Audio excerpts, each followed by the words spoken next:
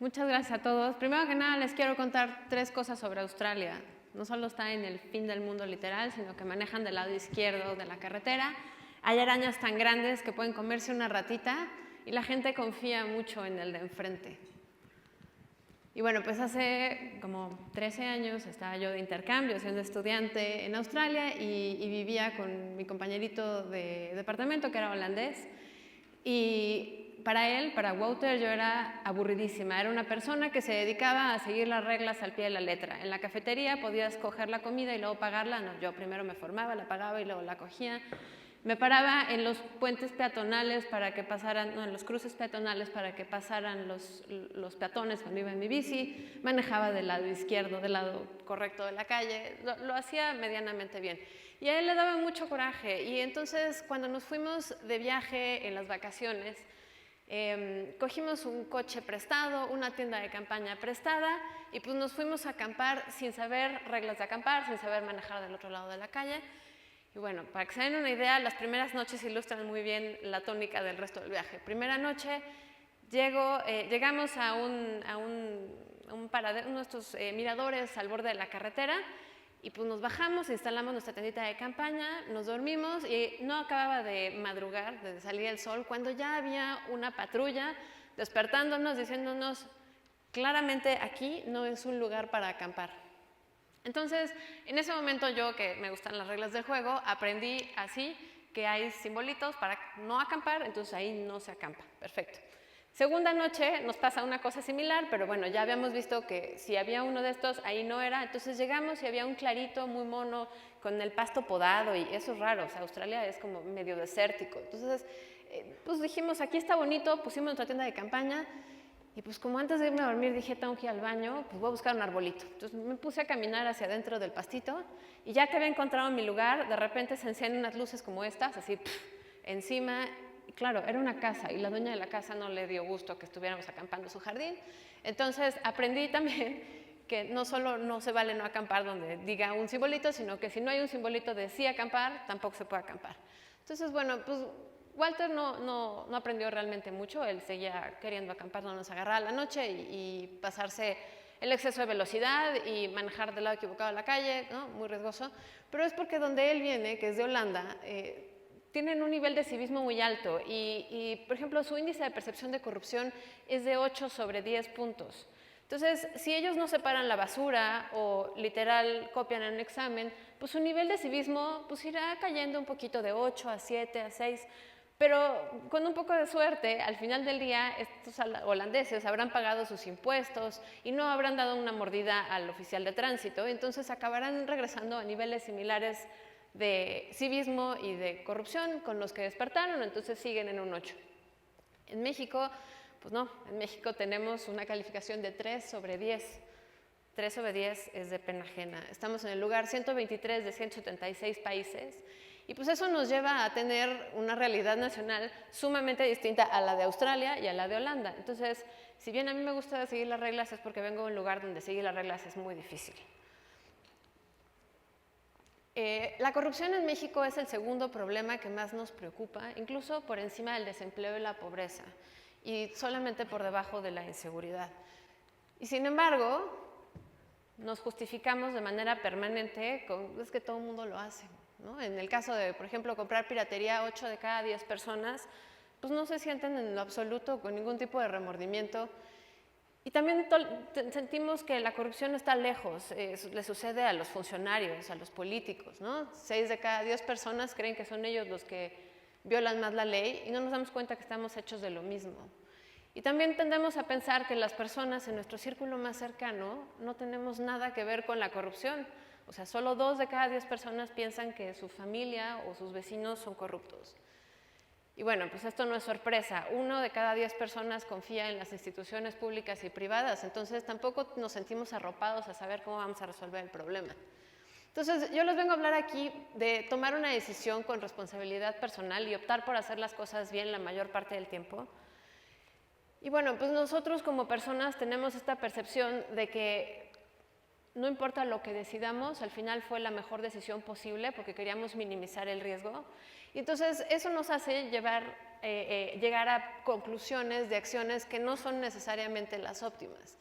Siempre pensamos que el castigo va a ser más grande de lo que realmente es y bueno, estamos dispuestos entonces a esforzarnos, a pagar para evitar ese castigo. Lo que no estamos viendo es que cada acto de corrupción tiene un efecto mariposa muy importante.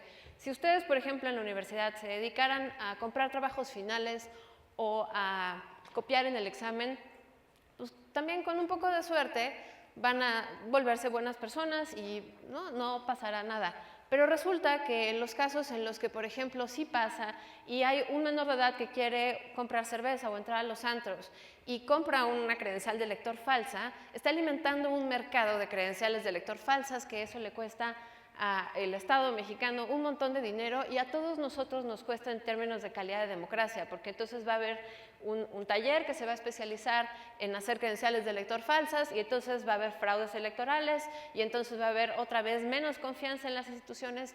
Entonces realmente un pequeño costo de lo que yo le pago 100 pesos en la ventanilla al funcionario se va a convertir rápidamente en costos de 10,000, 100,000, millones de pesos. Entonces, el tema aquí es que también hay héroes en esta historia. En la historia de la corrupción no es que haya buenos y malos, sino que todos tenemos esta opción de decidir. Y los héroes son ustedes, soy yo, somos todos los que con la libertad y el privilegio de decidir optamos por hacer las cosas bien la mayor parte del tiempo.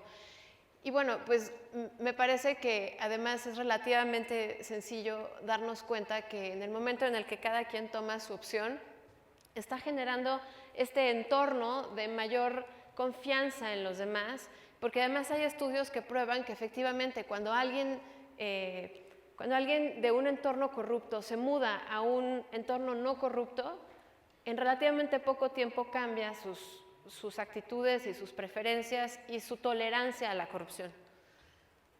En segundo término, ya esta cosa no sirve. ¿Para dónde le tengo que picar? ¿Para allá? En segundo término, es importante que entendamos que la responsabilidad también implica señalar los actos de corrupción de otros, los actos de corrupción de terceras personas que a veces están tan cerca como en mi casa y en mi familia, y eso siempre es lo más difícil.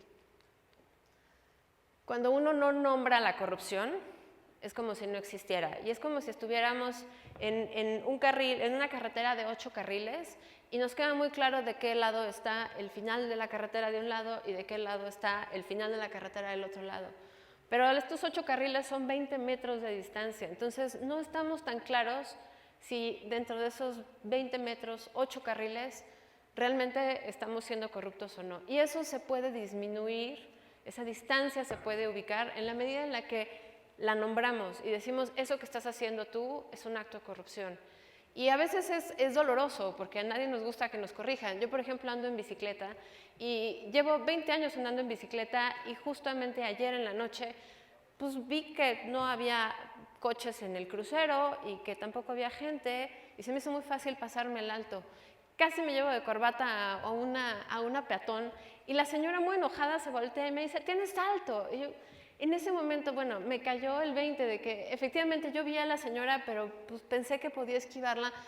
Y realmente, si a mí no me lo dice ella, yo hoy tendría la conciencia tranquila de que soy una santa bicicletera, y eso no es cierto. Entonces necesitamos que nos recuerden de manera permanente lo que hacemos mal. Y lo mismo es con la corrupción.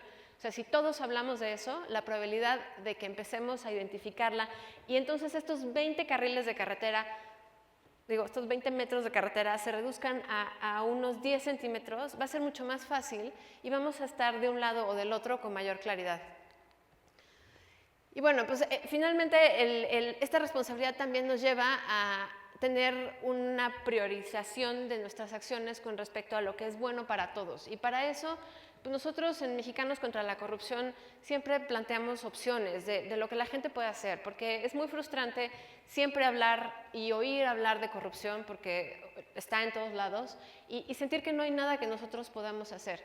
Entonces, en primer término está denunciar. Está comprobado que hacer denuncias no solo ante la autoridad, sino ante la autoridad académica en la universidad o ante la línea de denuncia de una empresa, siempre que podamos denunciar, va a ser mucho más fácil que todos los esfuerzos de esa organización se enfoquen en detectar ese problema en concreto. En segundo término, nosotros también siempre queremos promover que haya exigencia ciudadana o exigencia del alumnado o exigencia de los empleados de una empresa en que haya mejores mecanismos de detección y que haya mayores sanciones, porque esa combinación hace que la corrupción, en concreto los sobornos, pues, se disminuyan y sea mucho más fácil empoderar al que está denunciando, y entonces ya de esa manera se disminuye muchísimo la incidencia. Y en tercer término, me parece como el más importante de esta charla, es que dejemos de usar intermediarios. Me refiero, por ejemplo, en los coyotes. Cuando uno quiere hacer un trámite gubernamental, siempre es muy tardado, y es muy lento, y es ineficiente, y es cansado. Pero entonces lo que nosotros tendemos a hacer como mexicanos es ir y contratar a un gestor que nos va a hacer el trámite. Y esa gestoría puede resultar mucho más cara de lo que es evidente, porque en el momento en el que yo contrato a alguien para que me haga un trámite, y muchas veces lo van a hacer más rápido, más eficiente, con mayores prerrogativas y permisos, dejo de nombrar a la posible corrupción involucrada y le llamo gestoría. Y entonces lo que acaba pasando es que no solo no denuncio, sino que lo avalo y lo promuevo, y entonces es sumamente caro para todos como mexicanos. Y bueno, pues finalmente la oferta o la propuesta que tenemos nosotros es resistir a la tentación. Ya solo el hecho de resistir, como les decía yo hace un rato, todos creemos que nuestra opción, nuestra última opción fue la correcta, y si nosotros nos cuestionamos si de verdad minimizar el riesgo es la manera en la cual queremos vivir, tendríamos que transformar la realidad y pensar que tal vez queremos maximizar el beneficio. Entonces, en la medida en la que nosotros ofrezcamos resistencia a las ofertas de soborno o a las ofertas de corrupción, vamos a tener un mejor entorno, y entonces vamos a dejar de tener esta tolerancia a la corrupción. Entonces, en resumen, todos tenemos el potencial de ser un héroe y de hacer las cosas bien la mayor parte del tiempo. Todos tenemos, además, la responsabilidad que nos confiere estar en la universidad y tener la libertad de poder optar por hacer las cosas bien, de señalar y nombrar la corrupción. Porque un dato importante es que nosotros en promedio pagamos 14% de nuestro ingreso en corrupción. 14% es más o menos una octava parte de nuestro ingreso.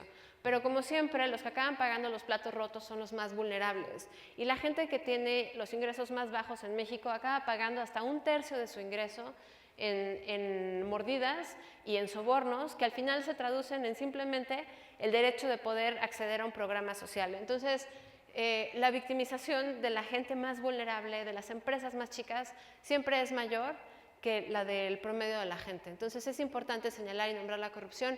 Y finalmente, saber que sí está en nosotros cambiar, y que el entorno que nosotros queramos, no para nuestros hijos y las nuevas generaciones, sino para hoy, para nosotros, para allá, está en nuestra posibilidad de decidir en ser corruptos o no. Muchas gracias.